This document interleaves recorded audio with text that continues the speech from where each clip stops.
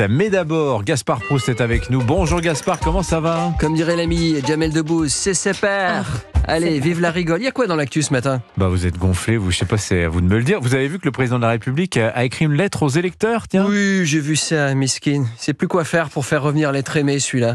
Vous allez voir, cette histoire, ça va finir comme l'affaire Pogba. C'est-à-dire ? On va bientôt découvrir que c'est lui qui a payé un marabout pour jeter un sort capillaire à Édouard Philippe.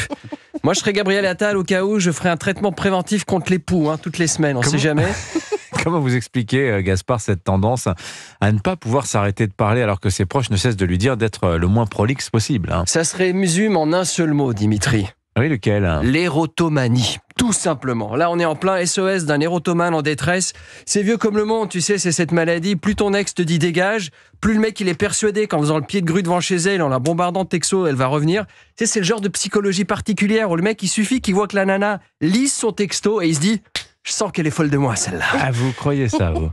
De vous à moi, si le président avait les numéros de portable de tous les Français, il arrêterait pas de... D'ailleurs, je vais vous donner un scoop. Vous savez les numéros qui vous appellent 4 fois par jour ou ça raccroche sans parler ? C'est pas SFR, c'est pas Enedis, c'est pas Free.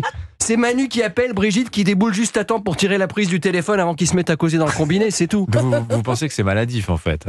Mais bien entendu, et comme toutes les maladies, Dimitri, on va pas juger. Parce qu'à un moment dans cette vie, nous les mecs, on a tous eu cette phase où tu sais que c'est fini avec ton ex depuis 10 ans, mais toi quand même... Par acquis de conscience, tous les 10 mois, tu lui envoies quand même un texto à 1h du matin, tu sais, je pense à toi, ou un smiley avec un bisou cœur, c'est le sondage de la sauteresse du crevard.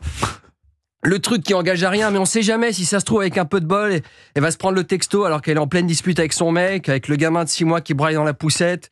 Pour peu qu'au moment où elle se prend le texto, le mec lui hurle dessus. Pourtant, tu m'avais assuré que t'étais réglé comme du papier à musique. Toi, tu vois, si tu insistes, c'est pas par grandeur d'âme, C'est que t'essaies juste... C'est juste que t'es conscient que ça va être compliqué de retrouver des nichons pareils sur le marché. Bon, vous m'arrêtez si je commence à déraper vers le sexisme. Non, un peu limite, là. Si limite. peu. Non, j'essaie de faire gaffe, parce qu'il y a quand même des filles dans cette matinale. Moi, je veux pas que ça vous choque. Et c'est vrai que parfois, je peux prendre des libertés avec la délicatesse et le raffinement. Mais faut aussi penser à notre public, qui certes est majoritairement constitué de gens extrêmement élégants, c'est du CSP+, tout oui, ça. bien sûr. Mais parmi eux, il y a aussi une minorité, Dimitri. Il y a des... Et on est une radio inclusive, oui ou non ? Oui, bien tout sûr. à fait. Parmi nos auditeurs, il y a peut-être aussi des beaufs qui nous écoutent. Et moi, j'aimerais leur dire, n'ayez pas honte, on vous aime. L'être humain est complexe, on peut aimer à la fois Mozart, Modigliani, Bonnet M et Bonnet D. Tu vois ?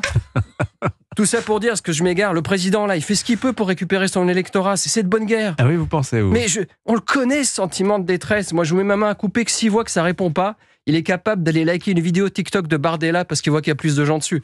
Il va être là, trop d'accord avec Jordan. Tu sais, c'est le gars, tu lui fermes la porte de la fenêtre, la fenêtre, à un moment, tu sais pas comment il fait, il surgit par la machine à laver. Non, parce que la machine à laver, vous savez, vous connaissez le principe de la machine à laver.